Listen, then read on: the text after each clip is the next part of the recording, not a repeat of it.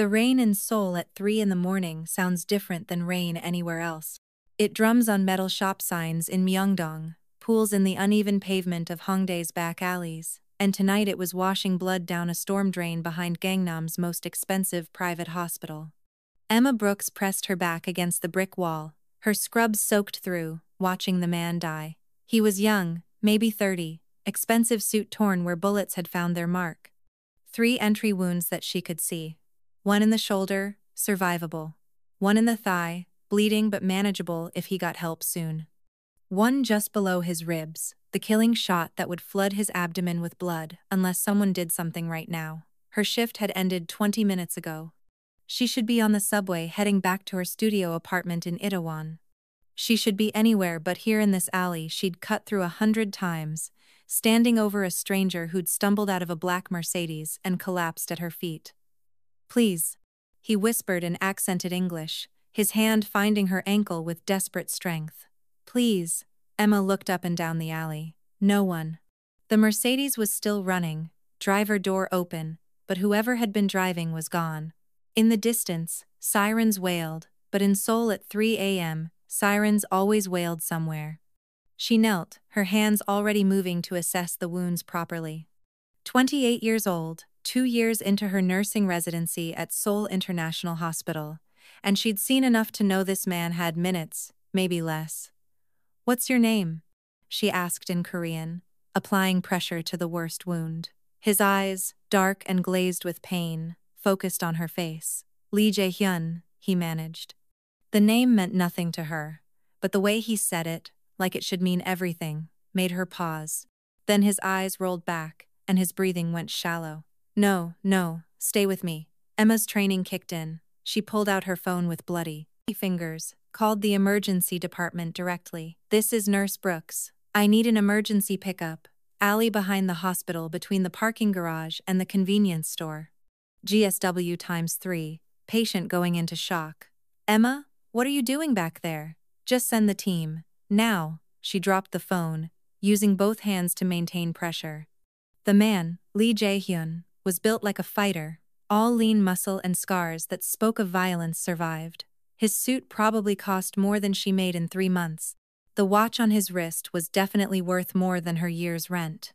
"Who did this to you?" she asked, not expecting an answer, just trying to keep him conscious. His hand caught hers, grip surprisingly strong. "Park," he breathed. "Park Dong-wook." Another name that meant nothing to her, but she'd remember it if this man died. Someone should know who killed him. The emergency team burst into the alley, Dr. Kim leading them. He took one look at the patient and his face went white. "That's," he started, then stopped. "Get him inside, now. Operating room 3. What's wrong?" Emma asked, helping load Jae-hyun onto the gurney. "Nothing. Everything. Just stay close." The next 3 hours blurred together. Emma wasn't supposed to be there. Her shift was over, but Dr. Kim insisted she stay. She watched them work, assisted when asked, and noticed things that didn't make sense. The hospital administrator showing up at 4 a.m., security guards appearing in the hallways, whispered conversations in rapid Korean that stopped when she got close. When they finally wheeled Jae-hyun to a private room, stable but critical, Emma was exhausted. She was heading to the locker room when a hand caught her arm. "Miss Brooks." She turned to find a man in an expensive suit, younger than Jae-hyun but with the same dangerous edge. He had the kind of face that was handsome until you looked at his eyes and saw calculation where warmth should be. "Yes? I'm Kim Min-jun, Mr. Lee's associate. He's stable. Dr. Kim can update you on his condition." "I'm not here about his condition. I'm here about you." Emma pulled her arm free. "I don't understand. You saved his life. That makes you valuable. And vulnerable. I'm a nurse. I save lives every day. Not like his." Minjin glanced around the hallway, then stepped closer. "The men who shot Mr. Lee will know he survived by morning. They'll know someone helped him. They'll find out it was you. That's ridiculous. I just did my job. Your job just put you in the middle of a war you don't understand." He pulled out a card, pressed it into her hand. "When you're ready to listen, call this number. Until then, be very careful."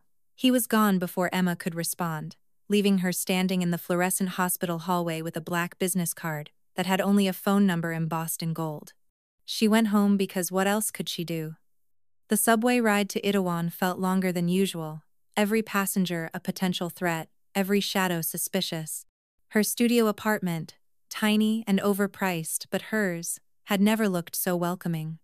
Emma showered off the blood and exhaustion, made instant noodles because she was too tired to cook properly, and tried to make sense of what had happened. A man shot in an alley, names that meant nothing, warnings that felt like threats. She googled Lee Jae-hyun. The results made her instant noodles turn to concrete in her stomach. CEO of Golden Dragon Imports, that was the legitimate title. But the news articles, the ones in Korean that she had to use translation apps to read, painted a different picture. Suspected ties to organized crime, the Shadow King of Gangnam. The man who controlled Seoul's ports without officially owning them.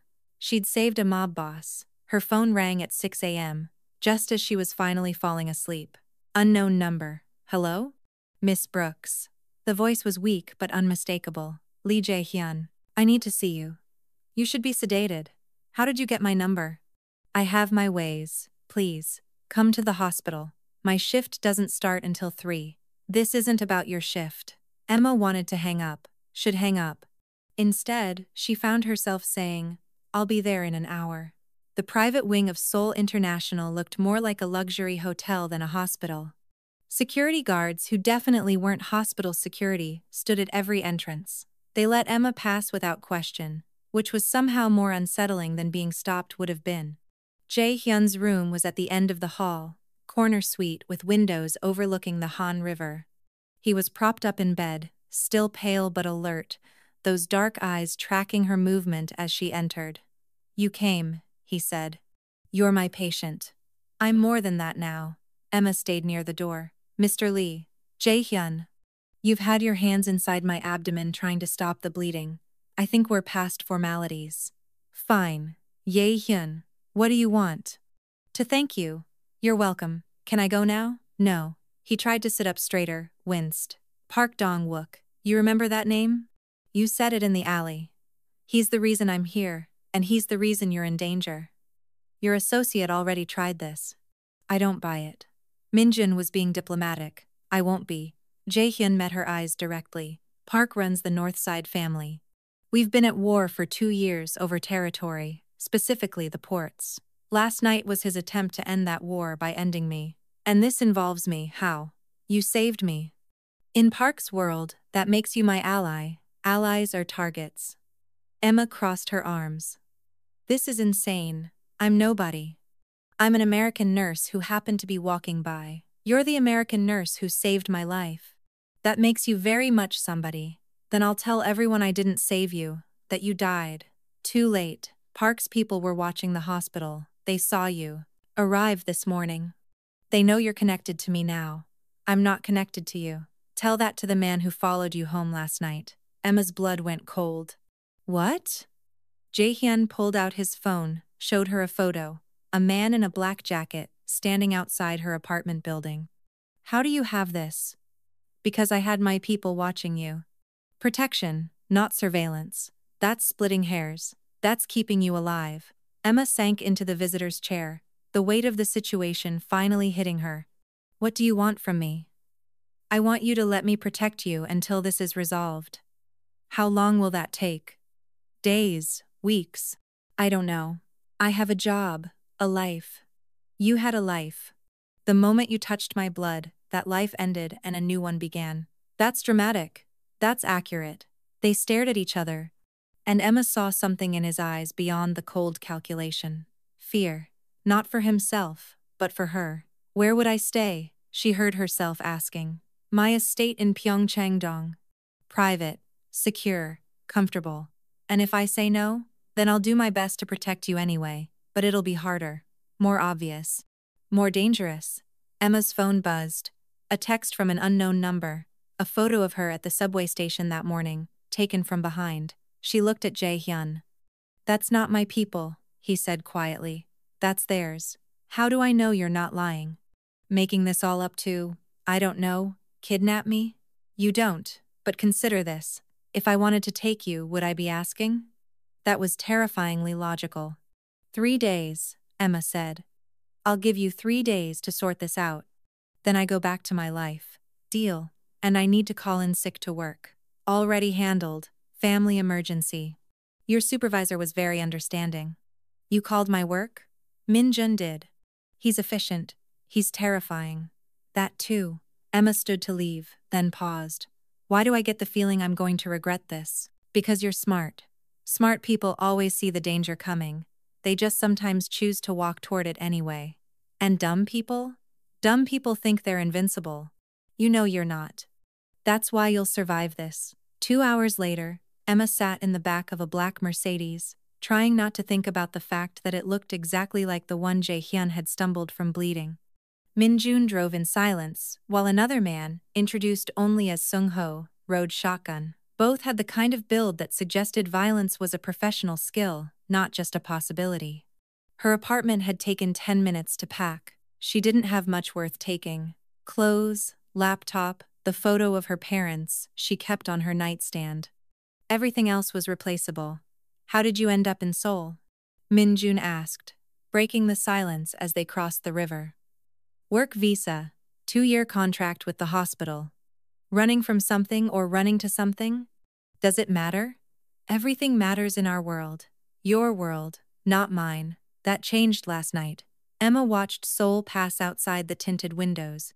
The glossy shops of Gangnam, giving way to the winding roads up toward Pyeongchang-dong, where the city's elite hid their mansions behind high walls and higher price tags. The estate was exactly what she'd expected, and nothing like it at all. Traditional Korean architecture mixed with modern security, beautiful gardens hiding cameras and sensors. It was a fortress disguised as a palace. Your room, Min-jun said, leading her to a guest wing that was bigger than her entire apartment. Mr. Lee will be released from the hospital tonight. Until then, make yourself comfortable. Am I a guest or a prisoner?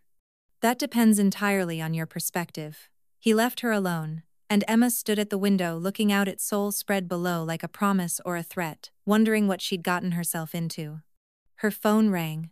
Her supervisor from the hospital. Emma, I heard about your family emergency. Is everything okay? It's complicated, she said, which wasn't a lie. Take all the time you need. Your job will be here when you get back. If I get back, Emma thought but didn't say. She spent the afternoon exploring the limits of her captivity. The estate was beautiful, but clearly designed to be defensible. Guards at every entrance, walls too high to climb, cameras tracking every movement. She was standing in the garden, testing how far she could walk before someone appeared to redirect her, when she heard engines approaching. 3 black cars pulled into the circular drive, and she watched from behind a decorative tree as they helped Jae-hyun from the middle vehicle. He moved like every step hurt but refused the wheelchair they offered. His eyes found her across the garden, and something passed between them that made her stomach flip, in a way that had nothing to do with fear. You're supposed to be resting, she called out. Hospitals make terrible prisons, he replied, making his slow way toward her. How's your room? Larger than anywhere I've ever lived. Is that a complaint? An observation. They stood in the garden, captor and captive, patient and nurse, and Emma realized she didn't know which role either of them was really playing. I need to change your bandages, she said. Doctor's orders. You're not my doctor. No, but I'm the one who held your intestines in place, while Dr. Kim stitched them back together. So I think I've earned bandage privileges. Almost a smile crossed his face.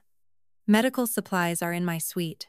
His suite made her guest room look modest. Dark wood and darker leather, floor-to-ceiling windows with bulletproof glass, a bed that could sleep 6 but clearly only ever held 1. The medical supplies were professional grade, better than what she had at the hospital. Shirt off, she ordered, slipping into nurse mode. Usually people buy me dinner first. I saved your life, that trumps dinner. He unbuttoned his shirt carefully, and Emma tried not to notice the way muscle moved under scarred skin. He had more scars than any 32-year-old should have. Knife wounds, old bullet holes, a history of violence written on his body. The new bandages were already spotted with blood. You pulled your stitches, she said, carefully peeling away the gauze. Had to convince the administrator to release me. By threatening him? By standing up too fast and bleeding on his desk. much more effective than threats.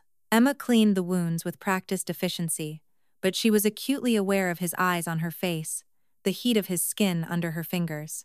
"Why nursing?" he asked.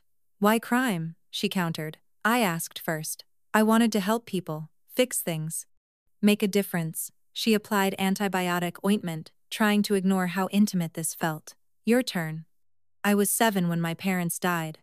Car accident," they said, but even at 7, I knew accidents didn't involve that much fire. "The Northside family, Park's father, wanted our territory. Killing my parents was easier than negotiating." Emma's hands stilled. "Park's family killed your parents? And I've spent 25 years taking everything from them in return. The ports were just the latest battle in a very old war. That's why he tried to kill you. That's why he failed. I've been expecting it for years. Just didn't expect an angel in scrubs to appear in that alley." "I'm not an angel." "No? Then what are you?" Emma secured the last bandage, stepped back. "I'm someone who wishes she'd taken a different route home." "Liar." "Excuse me? You're someone who can't walk past suffering without trying to fix it. Even if that suffering belongs to someone like me, someone like you, a killer, a criminal, the kind of man your mother warned you about. My mother's dead. Cancer, 2 years ago.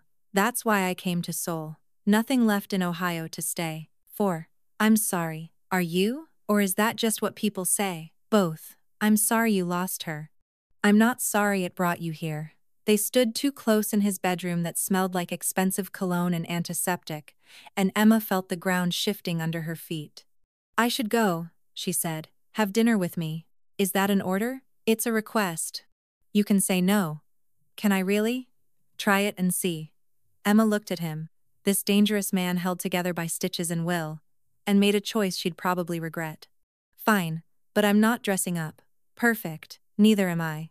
Dinner was Korean food she didn't recognize and wine that probably cost more than her monthly salary. They ate on the terrace overlooking the city, the lights of Seoul twinkling like earthbound stars. "Tell me about Park," Emma said, needing to understand the danger she was in. Park Dong-wook, 43 years old, inherited the Northside family from his father 5 years ago. Brutal, smart, and completely without honor. "Unlike you, I have rules. Lines I won't cross. Park has none." "What lines won't you cross?" "Women, children, innocence. I deal in vice and violence, but only for those who choose it. And those who don't choose it but get caught in the crossfire? Like me? That's why you're here. To prevent that, by keeping me prisoner, by keeping you safe. Same thing from where I'm sitting. Then change where you're sitting." Emma took a sip of wine that tasted like money and bad decisions. "How?" "Stop seeing this as captivity and start seeing it as opportunity." "Opportunity for what?" "To see how the other half lives. To understand a world you'd never otherwise know." To what?" He met her eyes directly. "To decide if I'm worth saving a second time." "What makes you think you'll need saving again?" "Because Park won't stop. He'll come for me again, and when he does, I need to know where you stand." "I stand wherever I want." That was the deal. "Deals can be renegotiated. Not this one." They stared at each other across the table while Seoul hummed its night song below. "You should know," Jae-hyun said quietly, "that I've already had your apartment cleared out. Your things are being moved to storage." Emma's wine glass hit the table hard enough to crack. "You what?" "Park's men were watching it. It wasn't safe." "That wasn't your decision to make. Everything about your safety is my decision now." "No. Absolutely not." She stood, fury replacing fear. "You don't get to erase my life just because you've decided I need protection. I'm not erasing it. I'm preserving it. By taking away my choices, by making the hard choices for you. I didn't ask you to. You didn't have to. The moment you saved me, you became my responsibility. I'm no one's responsibility but my own." She turned to leave, but his hand caught her wrist. Not hard, not forcing, just holding. "Emma, please."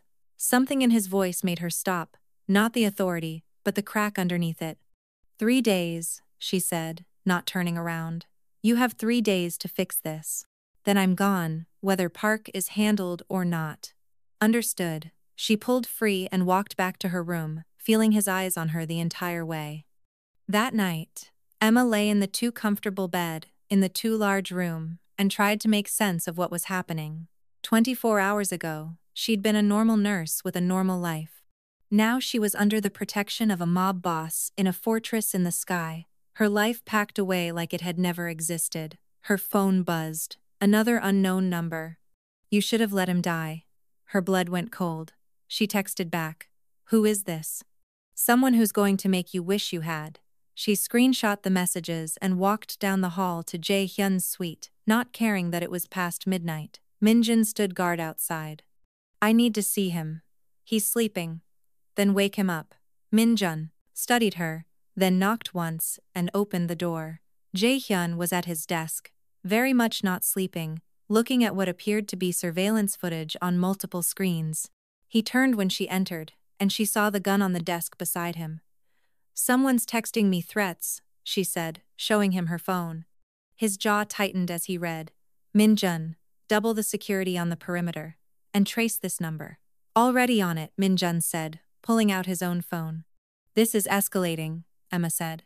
"This is Park testing boundaries. He wants you scared." "Well, congratulations to him. I'm terrified." "Good. Fear keeps you careful. Careful keeps you alive. I can't live like this. It's been one day, and it feels like a year." Jaehyun stood, moved closer to her. "I know this isn't what you signed up for, but I promise you, I will end this." "How?" "By ending Park." The casual way he said it, like discussing dinner plans, made her shiver. "You mean kill him?" "I mean remove the threat. Permanently. That's murder. That's survival. There has to be another way. In your world, maybe. In mine. There's only one way to end a blood feud. More blood." "Exactly." Emma looked at this man who talked about murder like weather. Who'd turned her life upside down in 24 hours. Who was somehow making her feel safer and more endangered than she'd ever been. "I should hate you," she said. "You should." "Why don't I?" "Because you see what others don't." "What's that?" "That I'm trying to be better than what I was made to be." "By killing people?" "By killing the right people for the right reasons." "That's a dangerous philosophy." "It's the only one that's kept me alive this long." They stood in his office surrounded by screens showing every angle of the estate, and Emma made another choice she'd probably regret. "Show me," she said. "Show you what?" "Your world. If I'm stuck in it, I might as well understand it." Something shifted in his expression, surprise maybe, or respect. "Are you sure?" "No, but do it anyway." He led her to the monitors, pulled up a map of Seoul marked with territories in different colors. Red for him, blue for Park, other colors for smaller families. "This is the game," he said. "Territory means money. Money means power. Power means survival. And Park wants your territory. Park wants me dead. The territory is just a bonus. Why not negotiate? We tried, 2 years ago." Park asked for a meeting to discuss boundaries. "I sent my lieutenant, Choi Sung-min." Park sent him back in pieces. Emma's stomach turned. "Literally?" "Literally." "So this is revenge. This is justice. The families have rules, ancient ones. Park broke them. Now he has to pay. And I'm caught in the middle. You're under my protection. There's a difference, is there?" He turned to face her fully. "Yes, because I'll die before I let him touch you." The intensity in his eyes made her breath catch. "You don't even know me." "I know enough." "What could you possibly know?" "I know you work extra shifts to send money to your father in Ohio. I know you volunteer at the free clinic in Itaewon on Sundays. I know you learn Korean by watching dramas with subtitles. I know you drink coffee black but add sugar when you're stressed. I know you saved my life when you could have walked away. You researched me. I protected you. Research was part of that. That's invasive. That's thorough." Emma wanted to be angry but found herself oddly touched. "You know facts about me. That's not the same as knowing me." "Then tell me something that's not in a file." She thought about it. "I became a nurse because I couldn't save my mother. I thought if I learned enough, tried hard enough, I could save everyone else. And now? Now I know you can't save everyone, but you still have to try. Even people like me? Especially people like you. Why? Because everyone deserves a chance at redemption. Even killers?" Even killers who protect innocent nurses from other killers. Almost a smile crossed his face. That's specific. That's our current situation. Our? Like it or not, we're in this together now. I like it, he said quietly. Which part? The together part. The air between them went electric, and Emma took a step back. I should sleep. You should. Real sleep. Not whatever you're doing here with your surveillance and your gun. This is how I sleep. That's unhealthy. That's necessary. When's the last time you actually slept? Like really slept? He thought about it. I don't remember. That's sad. That's safe. Emma looked at this man who lived in a fortress of his own making, who trusted no one, who stayed awake to watch for threats that might never come. Lie down, she said. What? On the couch. Lie down. Emma. Doctor's orders. You're still recovering from massive trauma. You need rest. I need to watch the monitors. Minjun can watch them. That's literally his job. I don't trust anyone. I know. But you trusted me enough to bring me here. So trust me now. Lie down. To her surprise, he did, settling onto the leather couch with a wince he tried to hide. Close your eyes, she said. This is ridiculous. This is necessary. She sat in the chair beside the couch, pulled out her phone. I'm going to read to you. Read what? The only English book I have on here. Harry Potter. You're joking. Chapter 1. The Boy Who Lived. She started reading, and slowly, incrementally, she watched the tension leave his shoulders. His breathing deepened. By chapter 3, he was asleep. Minjun entered silently, saw his boss unconscious, and his eyebrows rose to his hairline. How? He whispered. Everyone needs someone to stand, watch sometimes, Emma whispered back. Even the watchers. Minjun studied her for a long moment. He doesn't trust. Easily. I noticed. But he trusts you. Why? I don't know. But in 5 years, I've never seen him sleep in front of anyone. Maybe he's just tired. Maybe. Or maybe you're not what any of us expected. What did you expect? A complication, a liability. Someone to protect and manage. And now? Now I think you might be the best thing that's happened to him in a very long time. Emma looked at Jae-hyun sleeping, looking younger and less dangerous in rest, and wondered if Minjun was right, or if she was just another casualty waiting to happen in his war. She stayed awake reading to his sleeping form until dawn, standing watch over the man who'd appointed himself her protector, and tried not to think about how right this felt. When sunlight crept through the windows, Jae-hyun stirred, eyes opening with the instant alertness of someone used to danger. He saw her still in the chair, book still open on her phone. You stayed, he said, voice rough with sleep. Someone had to make sure you actually rested. That wasn't necessary. Yes, it was. They looked at each other in the morning light, something shifting between them. Walls cracking just a little. Park sent a message while you were sleeping, Minjun said from the doorway. He wants a meeting. When? Tonight. Neutral ground. The Rose Hotel. Jae-hyun sat up, instantly alert. It's a trap. Obviously, but he's invoked the old rules. You have to respond. I know. Emma looked between them. What are the old rules? Traditional codes the families follow. When someone invokes them, you can't refuse without losing face. And losing face means losing everything. So you're walking into a trap. I'm walking into an opportunity. To get killed? To end this. How? By being better prepared than he is. Emma stood. I'm coming with you. Absolutely not. You need medical support. You're still healing. I need you safe. And I need to see this through. I'm not sitting here waiting to find out if you lived or died. Emma, you said I'm under your protection. Well, protection goes both ways. I'm your nurse. Let me do my job. They stared at each other, and Minjun cleared his throat. She has a point.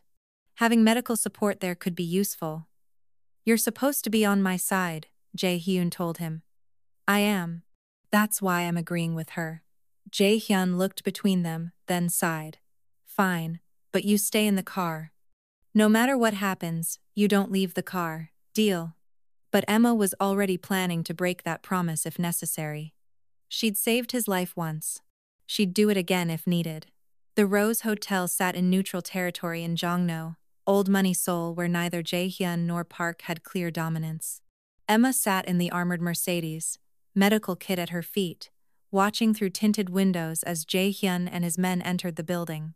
"He'll be fine," Min-jun said from the driver's seat. "You don't know that. I know him. He doesn't lose.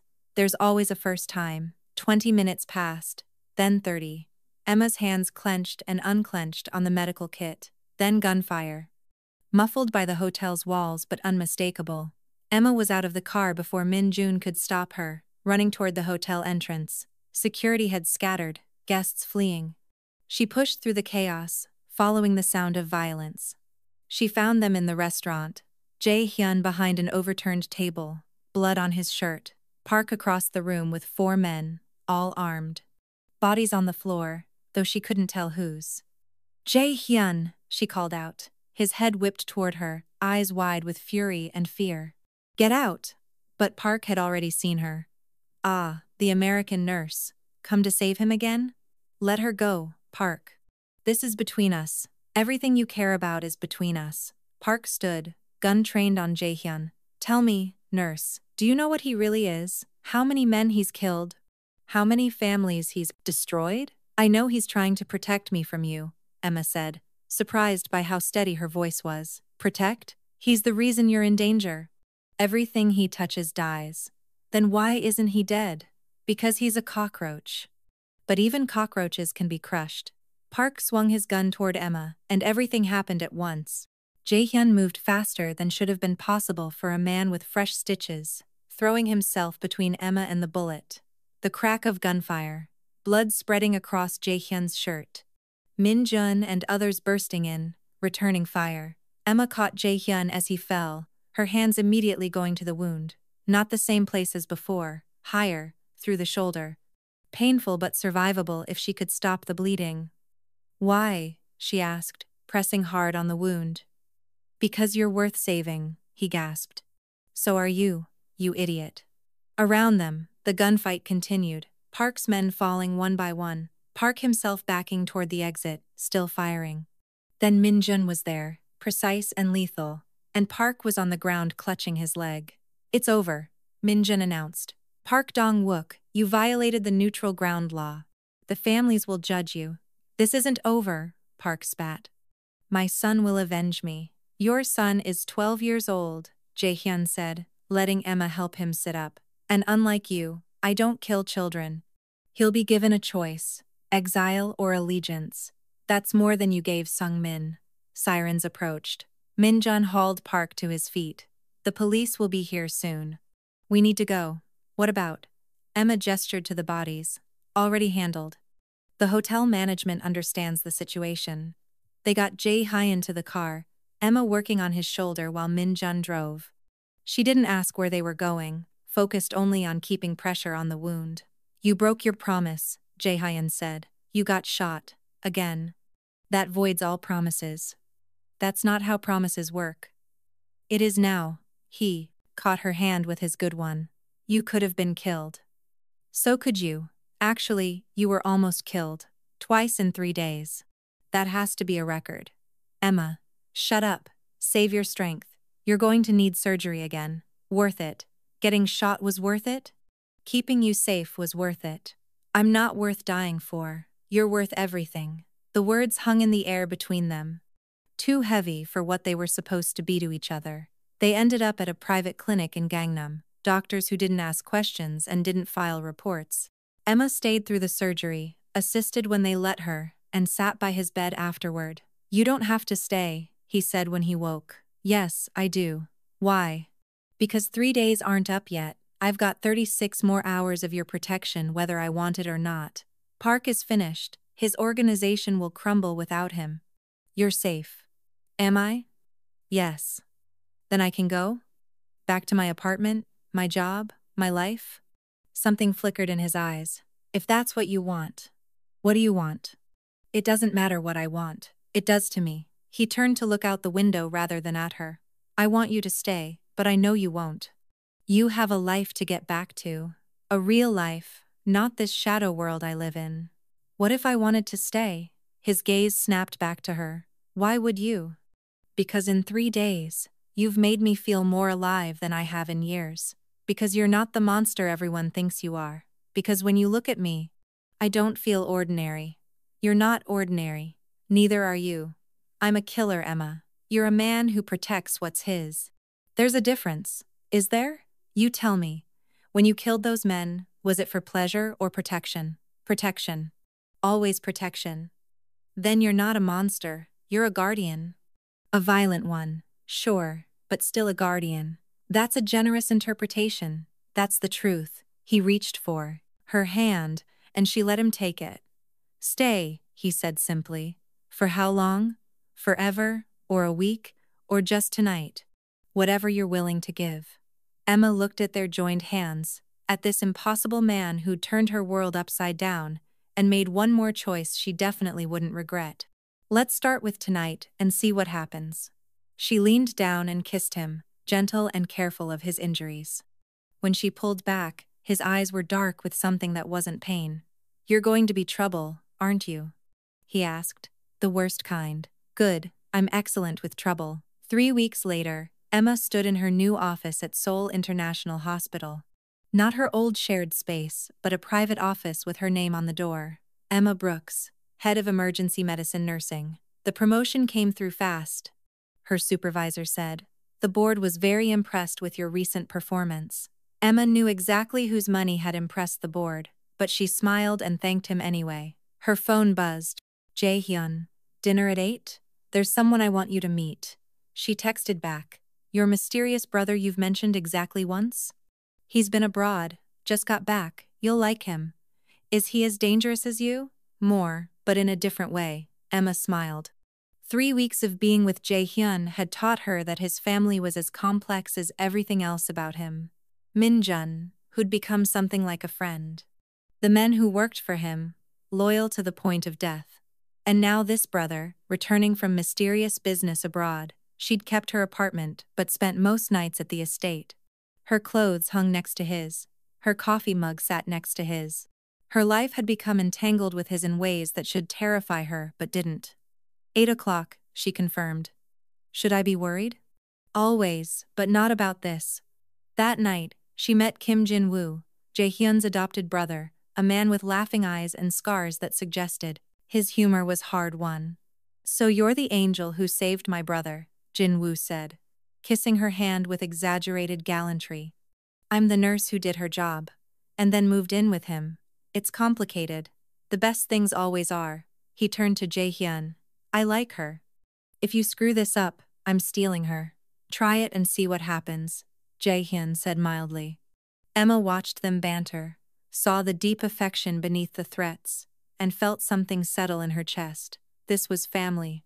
Messy and dangerous and completely insane, but family nonetheless. Park's son, Jin-woo said eventually, the mood shifting. He chose exile. Good, Jae-hyun said. He's smart. His uncle isn't. He's making noises about revenge. Let him. I'm done with that war. Jin-woo's eyebrows rose. Since when do you walk away from a fight? Since I have something more important to protect than territory. His eyes found Emma's, and she felt that familiar flutter in her stomach. You've gone soft. Jin-woo accused. I've gone smart. There's a difference. Is there? Love makes you careful. Careful keeps you alive. Love? Emma asked, the word hanging in the air like a challenge. Jae-hyun met her eyes directly. Love. Jin-woo stood. And that's my cue to leave. Emma, wonderful to meet you.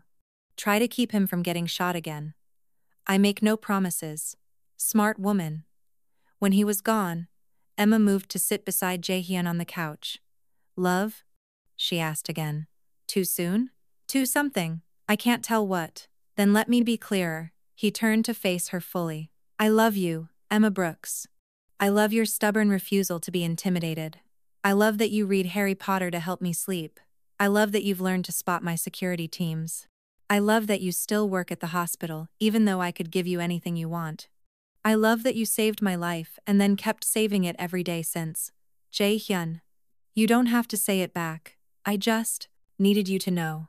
Emma studied this man who'd gone from stranger to protector to so much more in just 3 weeks. I love you too, she said. God help me. I love you too. He kissed her then, and Seoul glittered outside the windows, and somewhere in the city park's organization crumbled while theirs grew stronger. "No regrets?" he asked against her lips.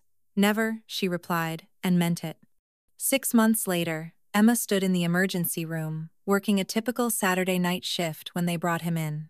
Not Jae-hyun this time, but a young man, maybe 20, bleeding from a knife wound. "Gang fight," the EMT said. "Kid was in the wrong place." Emma went to work, cleaning and stitching, and only when she was done did she notice the tattoo on his wrist. A small dragon, the symbol of one of the minor families trying to fill the void Park had left. "You're one of Choi's boys," she said in Korean. His eyes widened. "How do you? I know things. Listen carefully. You're going to survive. You're also going to quit. Tonight. Walk away, and don't look back." "I can't, they'll kill me." "No, they won't." She pulled out her phone, sent a quick text. "Someone will be here in an hour. He'll give you 2 choices. Work for a better organization, or take money and disappear. Choose wisely." "Why are you helping me?" "Because someone once helped me when I needed it. Consider this paying it forward." Min Jun arrived exactly an hour later, spoke quietly with the boy, and by morning he was gone, either to a new life or a new allegiance. Emma didn't ask which. "You're getting good at this," Jae-hyun said when she told him about it later. "At what?"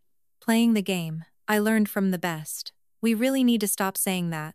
"Never." They were in bed. Saturday morning sunlight streaming through bulletproof windows, the city waking up below them. Emma traced the scars on his chest, the old ones and the new ones she'd helped create. "Any regrets?" she asked their ritual. "Never," he replied, their answer. "Even though I keep interfering in your business?" "Especially because you keep interfering. You make me better. You make me braver. We make a good team. The best team." Her phone rang. "The hospital. There's been an incident," her supervisor said. "Multiple casualties coming in. We need all hands." "On my way." She kissed Jae-hyun goodbye, dressed quickly, and headed for the door. "Emma," she turned, "be careful. Some of those casualties might be from the territorial dispute in Gangbuk. Which means they might be dangerous even while injured." "Everyone's dangerous. I'm learning that's just Seoul. My men will be nearby if you need them. They always are." She went to work, to her other life, the one where she was just a nurse. Not a mob boss's girlfriend. But even there, she carried his world with her. In the way she read situations, spotted threats, understood that healing and violence were sometimes 2 sides of the same coin. The casualties were from the dispute, young men barely out of their teens, fighting over territory that would probably kill them before they hit 30.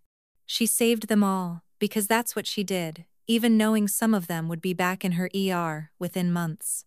"You're different," Dr. Kim observed, watching her work. "More confident. More aware. It's been an educational few months. The promotion suits you. The experience suits me." He studied her, and she wondered how much he knew. That first night, when they'd saved Jae-hyun, he'd known exactly who they were dealing with.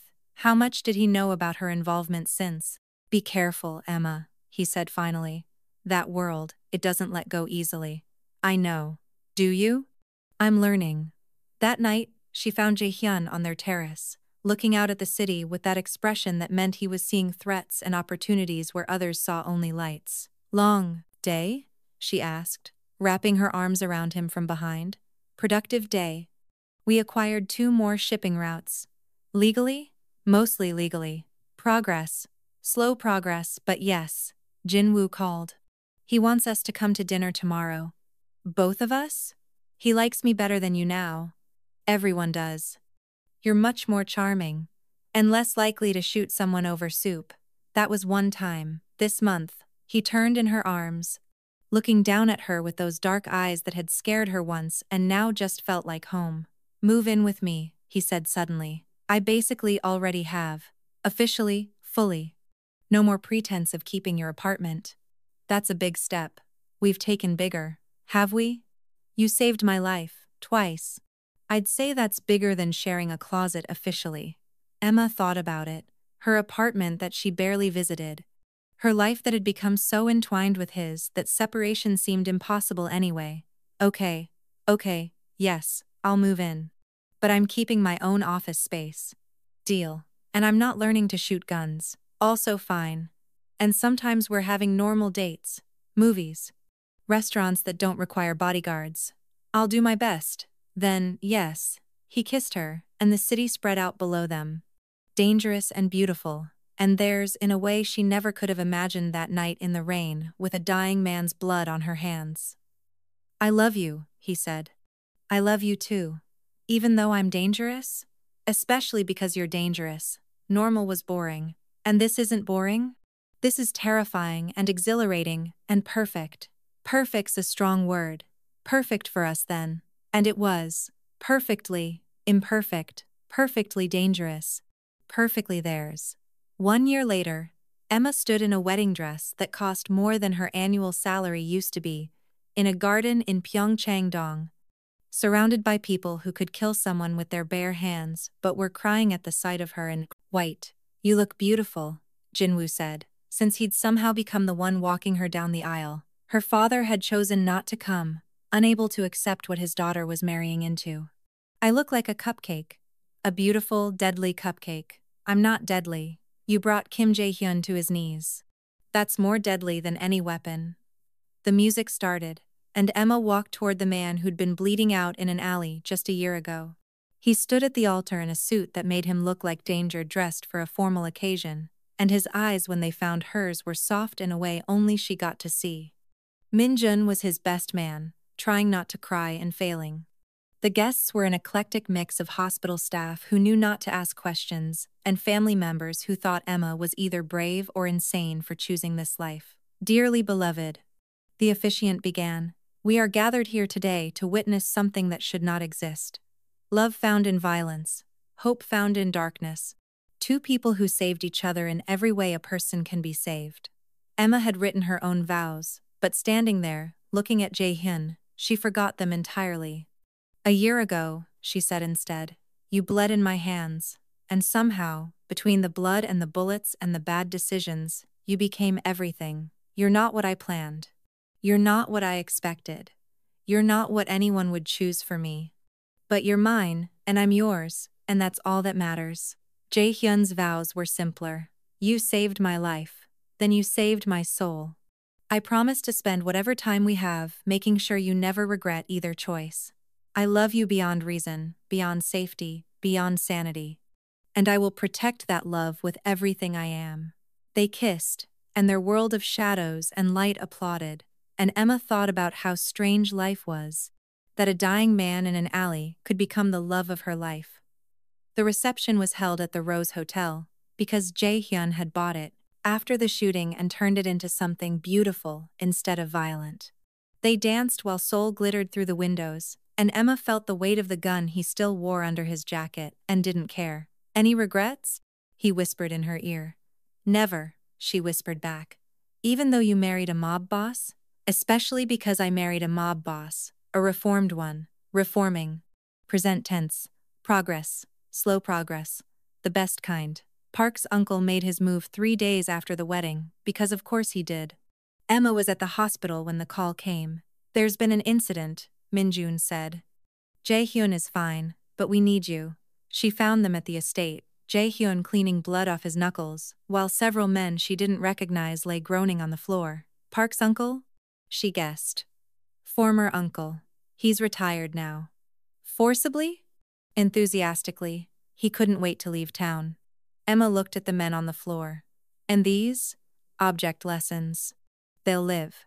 She knelt beside the nearest one, checking his injuries with professional efficiency. Broken ribs, possible internal bleeding. He needs a hospital. He needs to remember what happens when someone threatens my wife. Jae-hyun corrected. Your wife needs you to not be arrested for murder, so he's going to the hospital. Jae-hyun nodded to Min-jun, who made the arrangements. Within minutes, the injured were gone. The floor was clean, and it was like violence had never touched their home. You're getting too comfortable with this, Jae-hyun observed, watching her wash blood off her hands with practiced ease. I'm adapting. Is that good or bad? It's necessary.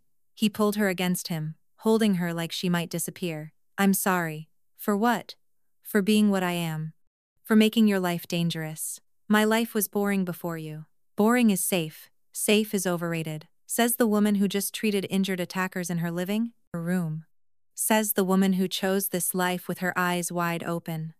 They stood in their home that was equal parts fortress and sanctuary, and Emma realized she meant it. Every word. This life, with all its dangers and shadows, was hers by choice. I love you, she said. Even after today? Especially after today. You protected us. You protected what we're building. What are we building?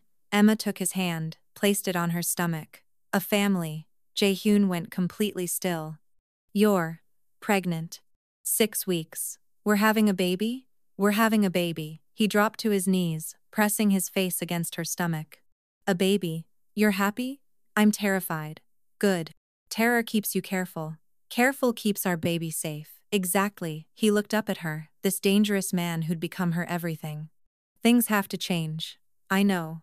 The business, the violence, all of it. I know. I won't raise our child in bloodshed. Then we'll raise them in something better. How? The same way we've done everything else. Together. 9 months later, Emma stood in the nursery they'd built in the safest part of the estate, holding their daughter while Jae-hyun paced nervously nearby. She's perfect, he said for the 100th time. She's loud. Emma corrected as the baby wailed. Perfectly loud. You're ridiculous. I'm a father. Same thing, apparently. The baby settled, and in the quiet, they could hear the city beyond their walls. Seoul, with all its dangers and possibilities. The place where they'd found each other in blood, and chose to build something from it. What do we tell her? Jae-hyun asked. When she's older, about how we met, what I am. We tell her the truth. That her father was bleeding in an alley, and her mother couldn't walk away. That sometimes love comes from violence, but it doesn't have to stay there. That we chose to be better for her. Will she understand? When she's ready. What if she hates me? Then we'll love her anyway. What if she becomes like me? Then we'll love her anyway and teach her to be better than we were. The baby made a small sound. Not quite crying, and Jae-hyun reached for her with hands that had killed but held her like spun glass. She's going to be trouble, he said. The best kind. Like her mother. And her father. They stood in their fortress that had become a home, their dangerous life that had become something beautiful, and watched their daughter sleep. No regrets? Emma asked. Never, Jae-hyun replied. Even though everything's changed? Especially because everything's changed. And outside, Seoul hummed its eternal song of danger and possibility. The city that had brought them together in violence and watched them choose love instead. Their story, written in blood and healed with hope, continued with each breath their daughter took. The American nurse and the Korean mob boss. An impossible love that had become their possible life. Forever and always, no regrets.